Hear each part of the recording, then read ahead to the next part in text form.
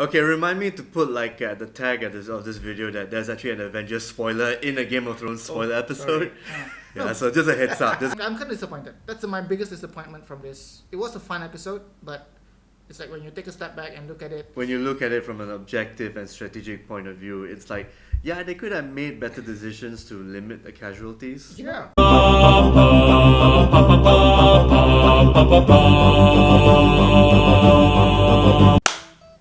Hello and welcome to another awesome episode of the Game of Thrones Season 8, Episode 3 recap. I'm your host, Mr. Toffee, and joining me are, of course, Ken from KKP.com, as well as Nick from BuzzPop.tv. So, after seeing the really awesome, huge battle of Winterfell, what do you guys think? I mean, I won't say I'm completely awestruck, but at the same time, I'm impressed at the work they've done, you know, especially when it comes to making a night battle seem plausible. What do you guys think?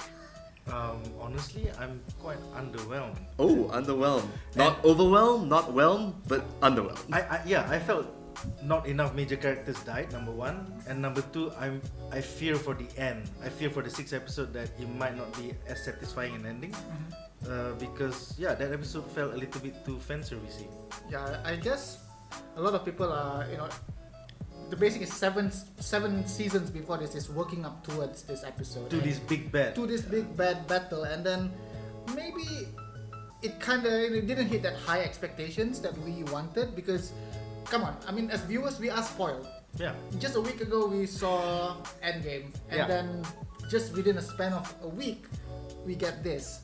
So we've seen all the past battles in Game of Thrones, and then we have a high standard if what we want to look at, right? I mean, it was directed by the guy that did Hard Home, Battle of the Bastards. One of the best episodes of Game of Thrones was done by this director. I agree with what Nick said, because the build-up, right? And then we saw a few characters, as we mentioned in last week's We episode. had build-ups from the first and second episodes, so this has to be the payoff. So you guys feel that the payoff wasn't really what you expect, or did you feel like at least there were some boxes they ticked? Taking Ken's point just now, last week we saw Thanos, the character that we have been living with for 22 films. So I felt there was a bigger payoff there, because we actually understood his motivations, where he came from, his sacrifice of Gamora to get the Soul Stone. So I felt Infinity War and Endgame really built the character, so that when he died last week, I felt something. But this one, for 7 seasons, we've been told about the Night King, the Long Night. This character is 12,000 years old, and I barely know anything about him. Where does he come from? Why did the Silver Forest created him? Why is he such a thing for 12,000 years, and for him to just die from...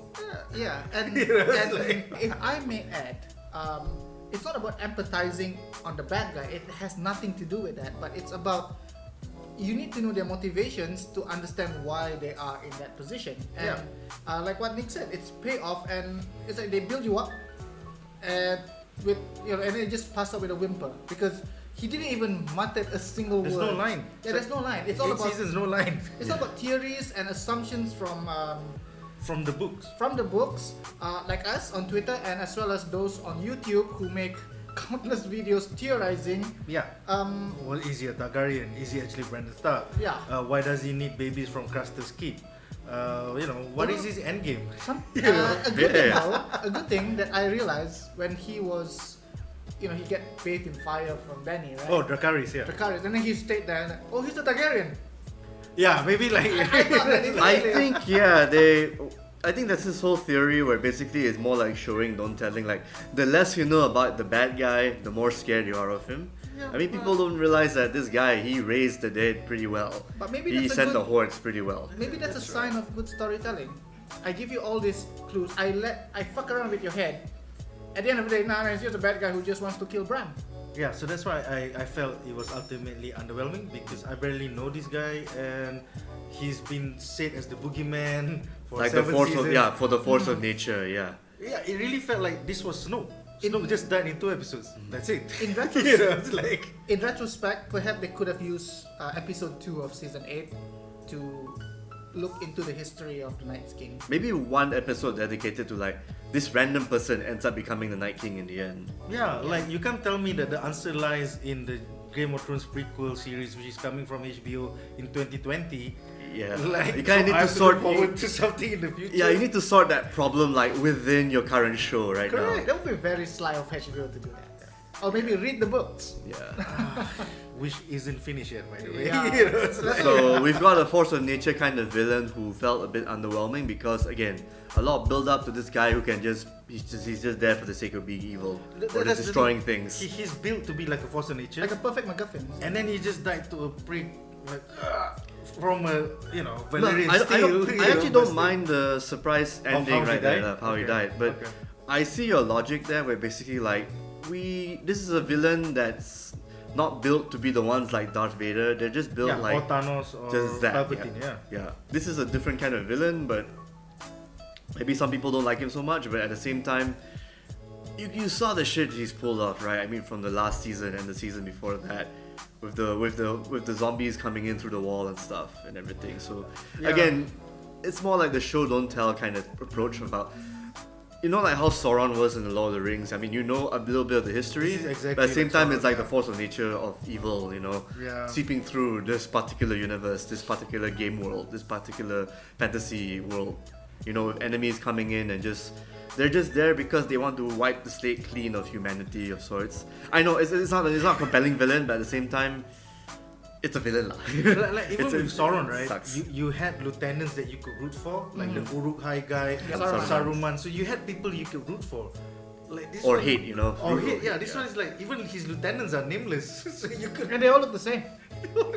Yeah, it's like zombie captain 1, zombie captain 2. Yeah, it would be. That's the thing. It would be more compelling if they actually brought back someone from the dead, like Stark, Caitlyn, or Lady Robb Stark, Stark. Yeah, you know, coming back from the dead as a lieutenant. Wouldn't that? I know it seems slightly cliched, but at the same time, that would be the most harrowing thing to see. Having a Stark kid kill a dead Stark kid. I still think they could have done, in retrospect, episode 2 could have been a focus on the Night King. So it would have at least there's weight to him towards, if the makers know that he's gonna, bite it Yeah. in episode 3, spend episode 2 in, maybe half of episode 2 in building up this character for us to finally understand who he is. So the theories will still live. I don't know.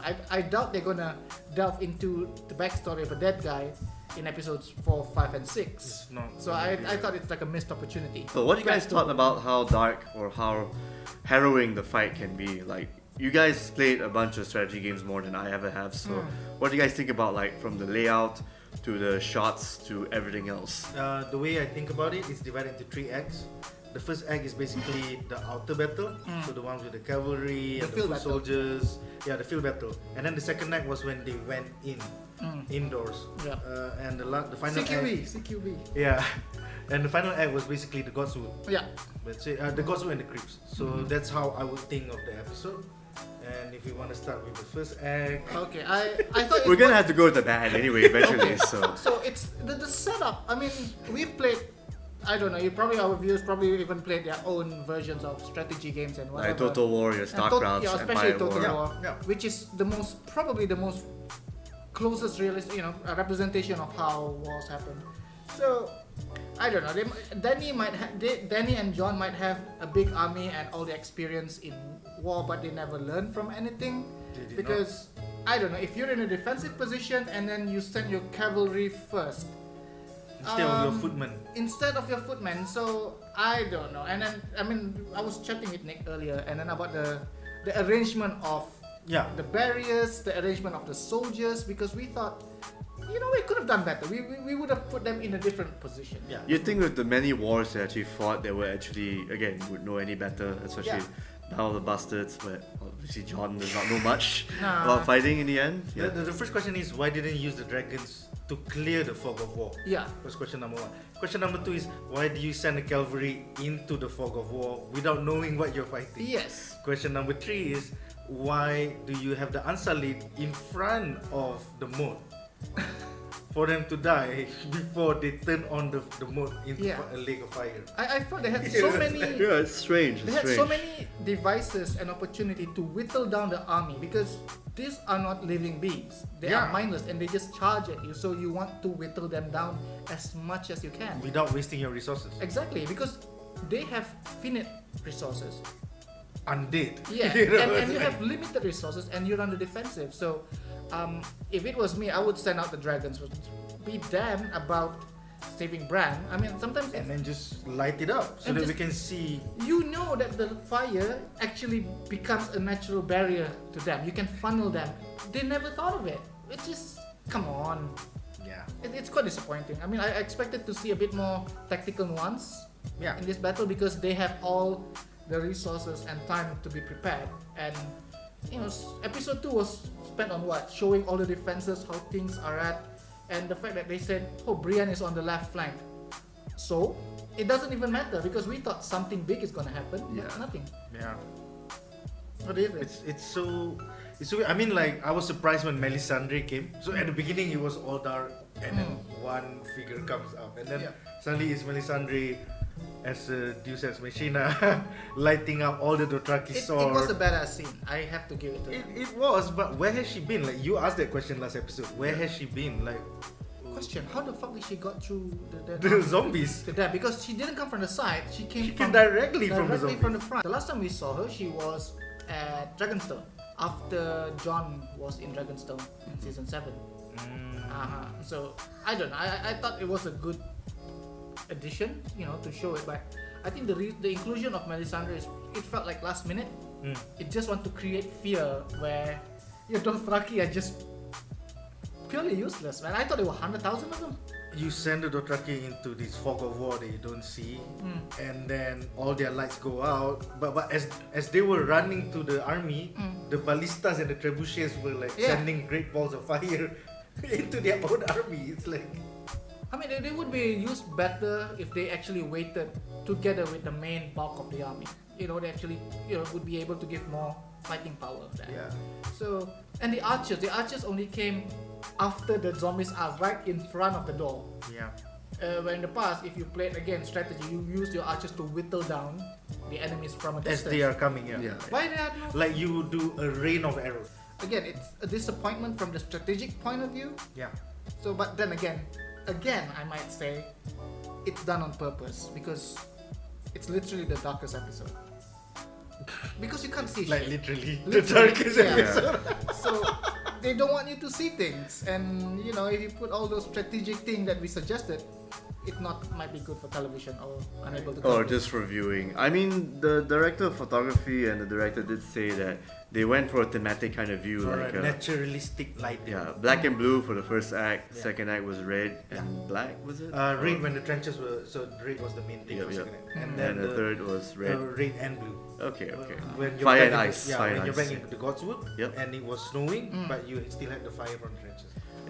I can see the artistic choice, but at the same time, yeah, there were times where I felt like, yeah, I'm not putting my brightness setting high enough. Might need it for that first act. You know? I feel like in the first act, the DOP and the director really wanted to show the sense of confusion and claustrophobia and desperation. and desperation of like looking out into the darkness and not knowing what's coming.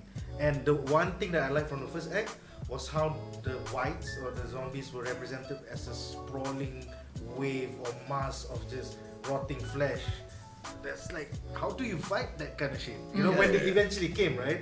It was like the Arsalit were not ready at all. Yeah. They just came like. It's like they're just standing still with the spears in their hands. I thought they would actually be in a phalanx position or whatever. As they should be, And you know. you realize there's so much gap in between. It's so bad, yeah. It's like, come on, I would have like built a proper shield wall to handle them. Yeah, just to keep them out. But Probably the Bolton army have better use with their shields and spears, to be honest. Yeah.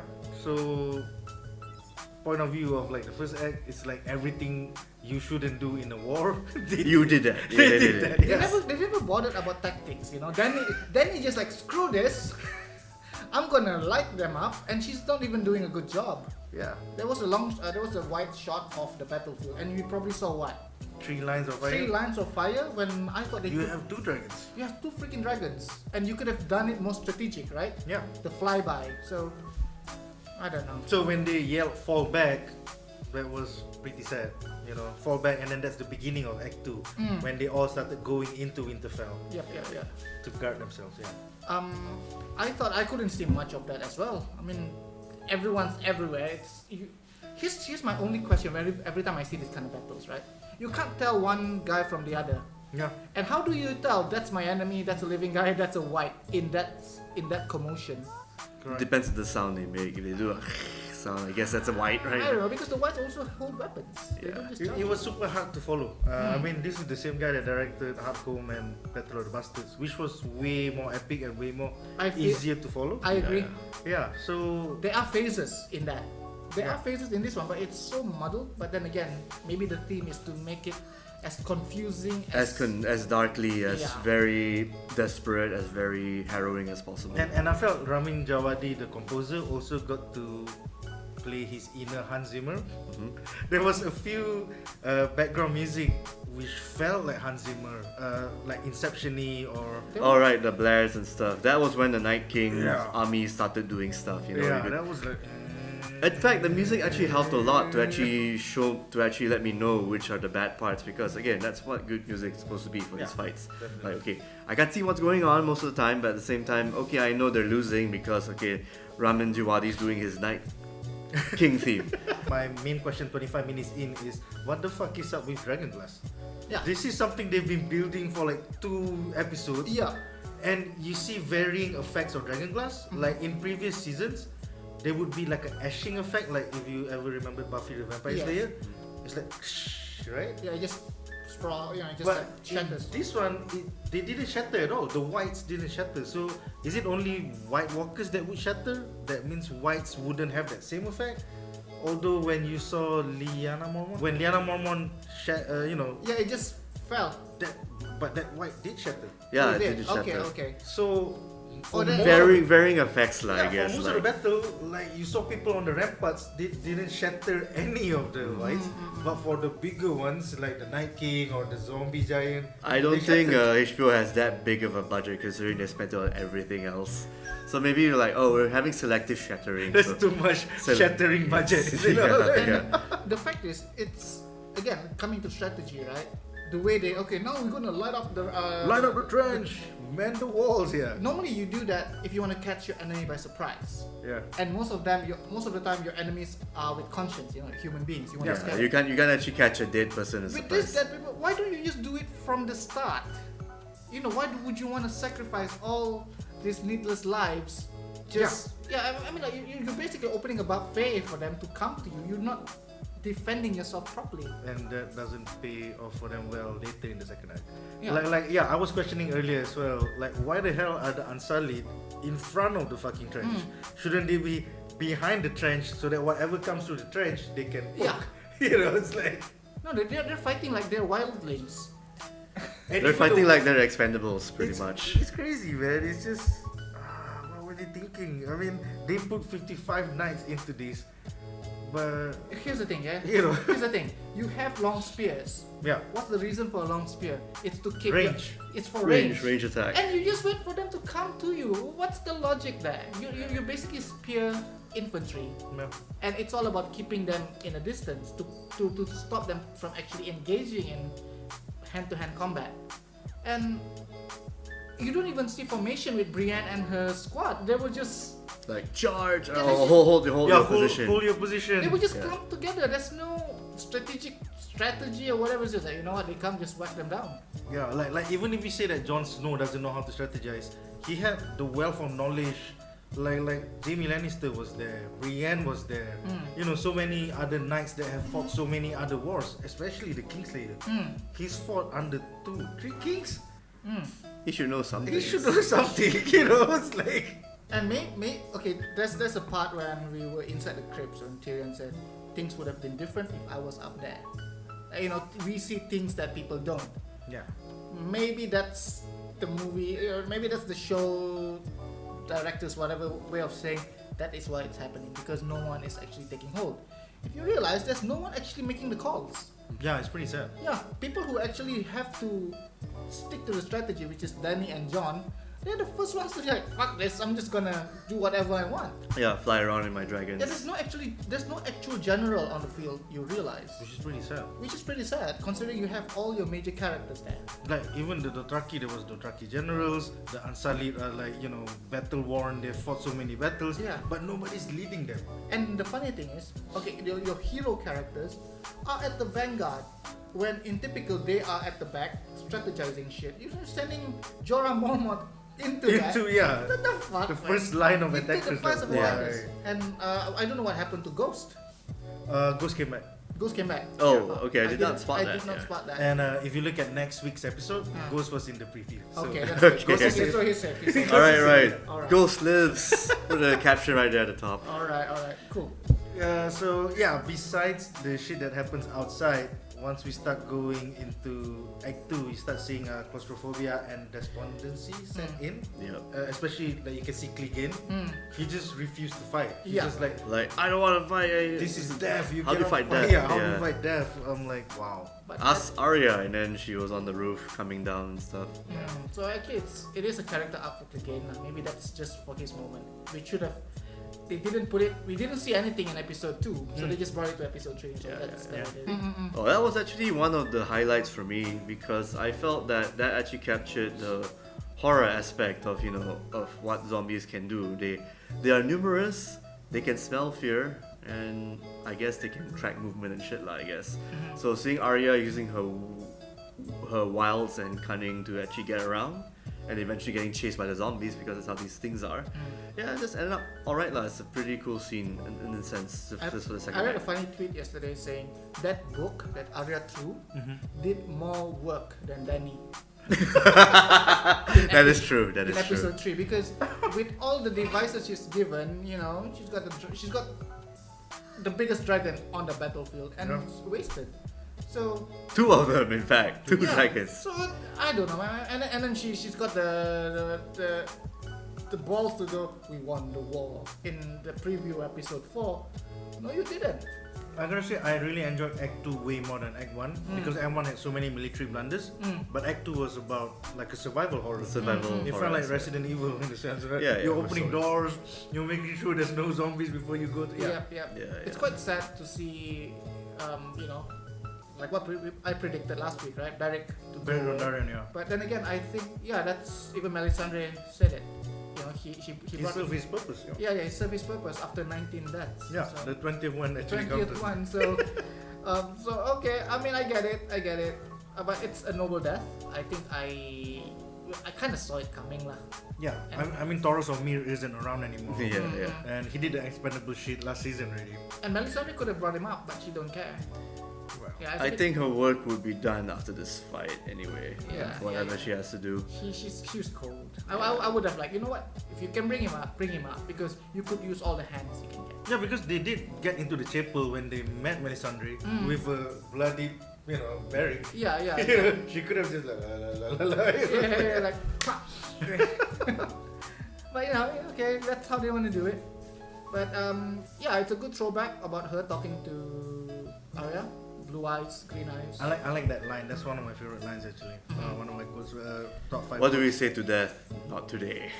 That was Yes. a good shit, dude. Yes, that was some good shit. Nice little callback to the first episode where Arya's teacher probably bid it. Cyril Yeah. Forel Yeah, Cyril Forel. saying the same thing. Yeah. Really Also, good stuff. she actually when she was walking past Grey Worm, she even said, right? Vala Vala Morghulis. Morghulis, yep. Angry one said Vala Dohaeris, yeah. Yeah. So that's I kind of thought that okay, is this signaling Grey Worm's death? But well, it's good he got through. It's kind of cool. Although I was feeling that he's gonna go. I mean, like all those monologues in episode 2. Yeah, I'm like, that's the thing. I'm very disappointed that Brienne didn't die, Grey Worm didn't die, even Podrick didn't die. It's like so many could have, that could have happened, But they might still serve a purpose in the following episodes. And I don't know. I felt that Jorah going, okay, that's a heroic death. Although again, could have been avoided if Dany actually Plan better. had some brains in the field. Because, like, Jorah's strategy was to be the pincushion. It's I like he's blocking he's blocking the blows and then hoping that Danny would like go and poke the guy. Yeah. Poke the sword. So that was his plan. He's like, okay, do it now. Do it now. But Barrick did it with less success, right? Yeah. Oh well. That was super sad to see. I guess when all hope is gone, just be the pink cushion. Yeah, that's the thing. Yep. But I think they did serve. There was justice to the death of these characters, which is alright. Speaking of death, should we go on to the third act? Oh yeah. The other Yes. major death as well. Mm-hmm. As predicted last week, we actually made our calls about who died, and I apparently got one right. Theon died in the glorious fashion possible. Not before some key quotes that came out, like I believe Bran told Theon, "What you did, no matter what, it brought you here to home." Yeah. I'm paraphrasing, obviously. So, yeah, it actually ties everything all together, like all the bad and good that Theon has done. He's Up to redeemed. his redeemed. He's redeemed more or less. Definitely. And he just wants to hear Bran say that to him, which is good. You're a good man. Reaffirmation. Yeah, you're a good man. Yes, that's also another Yeah. nice piece of quote right there, just to bring it on home that Theon did. At least he went out of a bang, lah, more or less. Also, it's a recall to, I think it was season 6 or 7 when he saw a point where Yara was being held by Euron, Yep. and he ran. Yeah. But in this position, he's like, you know what? I will protect He's not her. running So anymore. it shows character development. Yeah, I yeah. think it's a brilliant standoff. Definitely. So even though we wanted more deaths, but the deaths that we get in this episode, they are, they earned it. They earned the death, but They went out with a bang. went out with a bang. Yeah. Yes, And- in the blaze of glory. Yeah, Theon did run. He ran Yeah. into the Night King's sword. Yep, not very strategic. No, but heroic But nonetheless. strategic is not a word associated with this episode. With this episode, yeah. I have to say my favorite there is Lyanna Mormont dying to the zombie giant. That little crack when she gets like her Oh, that's- spine broken. Crunch. So I was wondering when she was turned into the white, maybe her body would be like, Like that. Like kind of bent. she Yeah. wouldn't have the posture to walk straight. So you're like, because it was crushed. Yeah. It was. Yeah. Snap, crackle, and pop. Again, not my favorite character, Lyanna Mormont, but I thought, okay, No, she has some fans. I mean, For a character that was only supposed to last one episode, and she went on to do so many like other 4, 5 episodes was Yeah, it? Yeah. that's way better than the Umber boy. Yeah, I'm yeah, like, yeah. It's like, but then again, how many? Okay, the giant killed quite a number of people. oh yeah, definitely. Yeah, actually, I think with her death, there goes House Mormont. Yeah. Yeah, Jorah's dead. Jorah, and she's Yeah, dead. let's not forget Jorah. You And know. I'm pretty sure the people around her when that giant came Her out, knights, yeah. most of them are those 42 people from freaking Bear Island. You came with 42 people, you don't expect to live. Yeah, unfortunately. So I guess that's it for House Mormont. yeah. Well, the only thing that's surviving is the sword. The army, is it? Or the sword? The sword. Oh, The sword is basically from House Mormont anyway. Alright. Actually, one of my favorite things from the third act was when after Dracarys and like the Night King's still alive. Yeah, that should be a meme though. He did his magic, man. Yeah, he did yeah. his dead I magic. thought it was a Targaryen. I thought it was a sign that he could. That be he was- Targaryen. Yeah, the glasses coming down, thug life. Yeah, it's like So, that was quite crazy because at that moment everybody realized like, okay, we defeated the whites in a sense, but now our friends are rising up. yeah. That's quite like when you saw Jamie going like, what the fuck? My friends are coming up now. You know, my own brothers in arms. Like, Yeah, that But here's actually the got thing, every if I time was in that everyone by position and I surprise. have freaking dragon glass, I'll start stabbing them. I mean, let's be logic, right? You have a dragon glass, they are gonna be revived, stab, whatever you can get. Quite, I mean, But I think everyone was basically just Then again, in shock and awe seeing this happen. so. strategic is not in this episode. it's not. Yeah. I mean, let's be honest. If we are there, we're like fucking afraid, and these things are coming back to life. I'll be stabbing them with my dragon glass Before they stand up. Yeah. before they stand up. So You saw like fucking Jon Snow was like, he looked to Dany, he shouted Bran, and then she said like go, and he was running directly to the Night King as Night King was doing his race dead magic. Yeah. And slowly you see like 50, 100 people are standing up, Yeah. and it's not a clear line of sight anymore. I mean, John. And plus the dragon is already coming down. The zombie dragon came down to kick his ass. The more you talk about it and think about it, this is an episode of bad decisions. Very Yeah. bad John- decisions. John tried to defeat a dragon by screaming at it. So Yeah. no. Yeah. What are you gonna get? Scream it to death. Like if at that moment Arya didn't poke the Night King, Yeah. Jon would just die from blue flame. Yeah, he, yeah, he would exactly. question, Straight up. He would question his Targaryen lineage because I burned. Yeah. I'm supposed to be a Targaryen. Because you know he could burn, right? He Yeah. was one of those who actually can be hurt by fire. Yeah. We saw it in season 2 or season 1. So I don't know. There's so many bad decisions. Come to think about it. Yeah, basically a Deus Ex Machina actually worked out. I mean, a surprise tag from Arya actually won out in the end, lah, more or less, when she stabbed the Night King. So it just felt like, yeah, you're building up to a dramatic moment with a surprise. I mean, like a twist, not So twist is she ending, Azor per se. Ahai now? I don't know. Because you have to fulfill certain conditions to be Azor Ahai. Okay. Oh, like a special assassin, is it? Like the one sword, the Lightbringer, Lightbringer. you're supposed to kill a loved one with Lightbringer. That's one of the 3 things you're supposed to do as Maybe she Azor was in Ahai. love with Peter Baelish. I don't know. Secretly. Secretly. Like, we don't know. That's probably a hidden The volume. only person killed with that knife was what? The guy who tried to assassinate Bran. Bran Yeah. and Peter Baelish. That's it. Yeah. So screw with that premonition. It didn't work. The one thing that I like as an after effect of the race date thingy was the Stark creeps started to wake up. Yeah. Yeah. I thought one of the earliest what you call it, they want to come out of its tomb was, I thought it looked like Master is it Master Lewin? Maybe it's Master Lewin. Right? I mean that old The guy, Maester, the yeah. Maester Yeah. Lewin. Maester So Lewin. like, because he was, I don't know, because he was bald and wearing a dread, but they all look the same. I figured if that was an Easter egg, they should have just focused on him like for more than half a second, wouldn't it? Yeah. Because he was a pretty prominent It guy. was. He Yeah. came out for a while, and then they cut off. Okay, I must have missed that part. I like how Tyrion said like, shit, whose idea was it to like hide out in the crypts when you have somebody that can raise the dead? Yeah. It was my idea. Fuck. It's like But it was Bad decisions, like you said. it Bad was a good decisions. emotional moment of him with Sansa. Yeah. I appreciate I that. think they were gonna make out. For dramatic and pathos, yeah. Drama. and Because pathos. she did say earlier like you were one of the best ones. Yep. And then it was like fuck you, no way. It was like It while wasn't- he was drinking. It's not a high bar, and even Tyrion can jump over it. Is there a possibility that we could see in episode 6 that Sansa ends up on the Iron Throne and Tyrion is his hand? Or is her hand, you know? Or... I'm very sure that's gonna happen. I I don't see think- that sort of I happening. don't think Daenerys God. would agree, but whatever. Man. Yeah. Well, Daenerys will be dead by now, but yeah, by then, you know. Yeah, I don't think she'll survive. I don't think she'll survive towards the end of the credits. Yeah, that's the thing. When these people want to go down south and take over King's Landing, but they can't even. They weren't using their brain for this battle in the north. You know what's the similarity here? It's like watching BVS.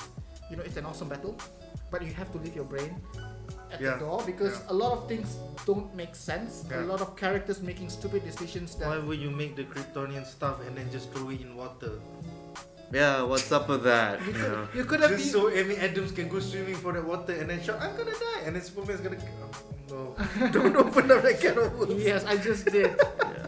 So, anyways. So this kind of brings shades of that when you open up this episode leaner, but from a episode standpoint, like in terms of like drama and effect, It's good. it's good. It's a good episode, but we expected more. Yeah. I mean, yeah, we will build up to this biggest epic, flawless execution, and we know it can be met after Endgame, right? We expected something awesome, and they topped it. Yeah. So, can you blame viewers for this? Maybe For we high are, expectations. maybe we are spoiled. We're in the golden age of being a geek right now. Yeah. Where Twilight Zone is back, Black Mirror is around, and Comic book movies are basically the go-to things for even casual moviegoers, Correct. you know? Yeah, DC's getting They're not better goofy, and better. MCU just had a home run. We're in the golden age. So and it's we're gonna okay talk to about this actually 10 years from now. Yeah, so it's okay to have high expectations, especially for something as iconic as Song of Ice and Fire, the books, and its TV adaptation, The Game of Thrones. I agree. I'm underwhelmed. I mean, I was expecting a 10 out of 10. I'd probably give it an 8 out of 10. So yeah, that's my. I will still watch it. I will still enjoy it. But the more I watch it, every time I watch, I'll probably The flaws kind of stuck in the way, lah. it- They're kind of in a new way. flaws pop in. Yeah. New flaws pop in, and like you said, I wasn't even realizing. Yeah, Danny just sent those Blood Riders into the mist without knowing what's in front of them. Yeah, at least be a bit And here's the heartless thing, and send If send your Melisandre foot- wasn't there, they don't know where they are running. Yeah, Even more. they'll be like left, right, They up, never down, had, you know. They never had the plan of a flaming And sword. that was their strategy to just go into the darkness. Yeah, and then oh, by the way, we have a flaming sword. My fire GPS not working. What to do? Another one. If you can light those flames, why don't you do it for everyone? Yeah, even the Unsullied or even the Wildlings or even the... So, the more we talk, the more plot holes and The more angry you're getting. More angry we get. Why would you ship so many Blood Riders and Unsullied from Essos to just waste them in a minor war in the north when your target was to go down south, right? Why would you waste it and not strategically use the dragons, you know? It'll be interesting to see how, I mean, with all of this that you guys brought up, it'll be interesting to see where the next 3 episodes are gonna go. Okay. I can understand that the last episode, I mean, this is my theory, that it could be a wrap-up episode, a conclusion episode. Everything will all be centered on the 5th episode. I'm guessing the 4th and 5th, Cersei is going to be involved, definitely. You mean the 6th episode? The 6th episode is gonna be like the end Resolution episode. of LOTR. Yeah. Where these guys went back to the Hobbiton. Here's the thing. Or if you want to go on a downer note, maybe the Battlestar Galactica episode, where Okay, everything's I all have to say sorted. this. My biggest appeal, what got me to Game of Thrones in season 1 was the witty lines, smart people, and the premise that you might not be the strongest person on the battlefield, but if you have the smarts, you have the wits, You you win. can climb. Alright? So looking at this Battle of Winterfell, I don't want to see stupids just because they're basically jocks at the moment. They're Yeah. basically jocks who's got all the dragons and power, but no brains. Yeah, no strategy at all. Yeah. So here's the thing. Here's my big revelation from episode 3. I actually want Cersei to win. Wow. Yeah, because come on, she's playing by the game. She's playing smart. She's like, you know what? I don't need to go there where these people are going to decimate themselves. So it goes back. Right? We always root for the smart folks, right? Yeah. Even though we don't like Peter Baelish, but we like to see the way he plays the game. Correct. People love Tyrion because of his brains and his wit. Yeah. And here are these people on the north, all these Bodos, Just wasting the resources. just wasting the resources. Do you want to see these people? Are they worthy to be on the throne? I hope there's fallback and commentary on this on the next episode where, so who do we have left? Nobody. Why? Because of your stupid decisions, Daenerys. I think at the end of the day, you want smart people to rule. It doesn't look like it. Next episode looks like a super shack fest. It's like we won the war. Everybody's getting drunk and maybe everybody's. I hope walking not. I out. hope not. You know, it's like, Actually, since you mentioned that, all those people who were paired, Yeah. Tormund and Brienne, Gendry and Arya, whoever, none of their other halves died. So agreed, could be a shag fest. Yeah, it could be a So- shack it fest. could be. Not that I mind, but at the same time, Yeah. doesn't seem to fit. I mean, okay, sure, you can celebrate after a fight, but again, we need to see Well, the night is repercussions long for and this. cold. There you go. Yeah. The morning after will probably be worse. It'll be the worst hangover ever. But really, I mean, after seeing this, I don't think anyone in the north deserves the Iron Throne. Yeah, it's pretty sad because if you look at it down south right now, they have a strong navy in the Greyjoys. Yeah, and strategic and building, you know. Strategic and building in the minds of Qyburn and Cersei, and they also now have the Golden Company, which is legendary. Also, it says, what do you want to see, an outcome of a show? Do you want to see the people who actually deserves the throne, or just because the perceived good guys? And at the moment, yeah, the perceived good guys are the guys in the north, but so many bad decisions. Yeah. I want to see an ending deserving of this fantasy series because it's not supposed to be a conventional show. So the good guys may win, Who actually said it? but they may. People might be very disappointed with the ending of Game of Thrones, right? I thought I saw that They headline going about. I think it was by was it by Kit or by Kit Harington. Yeah, Kit Harington said it. People will be disappointed with the ending of Game of Thrones. I refuse to read that and accept that before, but like this is an episode that just flipped the whole thing for me. Yeah, the good guys are stupid. Yeah, the good guys are stupid. It's so I think they might be disappointed because it's not the ending you expect from a atypical fantasy show. Like, sure, the good guys might win, but at the same time, their fate's worse than death. You know, like maybe they run the kingdom to the ground. Look Who at knows? season 7. Look at season 7. It's all about political maneuvering from Cersei and co, which actually caught everyone on the perceived good side blindsided. Yeah. Or So- bomb-sided Yeah, in this so case. most people again, like I said, people who watch it because we want to see the smarts of like the slime movement. Okay, of course, it's bad to say it's politics and bad guys win. I mean, that's what Game of Thrones is all about. Yeah. And the worthy winner.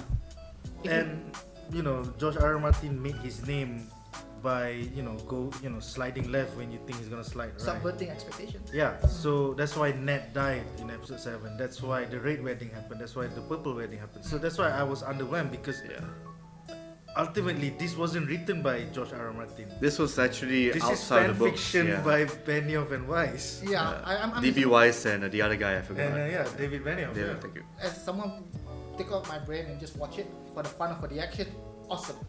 They just want to end it. Once you put it on, it's like, oh, this is BVS in television form. It is. It's fun, but I don't feel it. Like if George wrote this, I'm sure the strategy would be way better, and you would get real deaths. You would get like the big ones dying. You know? I mean, like, do it, coward.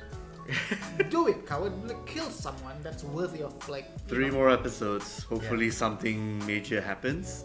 Too bad it's not in this fight lah. But Really. any death after this, it doesn't feel as impactful. Yeah. I mean, it wouldn't feel as like it has to be a gut punch. The one thing to remember is when D.B. Weiss and David Benioff wanted to take on the project, George asked them one question: Who do you think will end up on the throne? So turns out these 2 writers gave the correct question, i.e., they learned of who George intended to end up on the throne. Yeah. So I don't know. I hope it's a George-like ending. That we would be like, fuck. Okay, we are still we are still 3 episodes before the end. Yeah, exactly. Okay? Exactly. So I will put it out on the limb and saying, I see Sansa. I see Sansa on it because she's probably the smartest person up north there. I mean, people might say, oh, but that's Tyrion. Tyrion is clouded by love. Sansa is, but she puts family. She puts logical thinking above everyone else. So I'm putting out on a limb saying it's gonna be Sansa. I like your one, the one where you say Cersei ends up being like the bad guys actually win because I want to see her. The good guys are so stupid. It's like I want to see her, but don't forget, we live in a. I mean, if it was George directing this, yes, we will see Cersei, but we live in a time where movie makers and filmmakers are so afraid of taking a very, very bold decision. Unfortunately, that twist of seeing Ned Stark's head cut off, it will not work in 2019. It worked in 2012. It will not work in 2019 because of the fear of. Well, considering that the book was written in 1996. Yeah. So, he made it in a simpler time when there was no Twitter or there was no Facebook. Yeah. So I mean, I agree what you say. I mean, I think to appease fans, we might see Sansa, but ideally, I want to see Cersei up there. Cool. All right. Thanks again, guys, for talking about episode 3. We got 3 more to go, so 3 more episodes, and maybe even a recap of our entire Game of Thrones experience from season 1 onwards or so. Another time. But in the meantime, this is Mr. Toffee signing out alongside Nick and Ken, who talked quite a lot this time. Yes, slowly. See ya.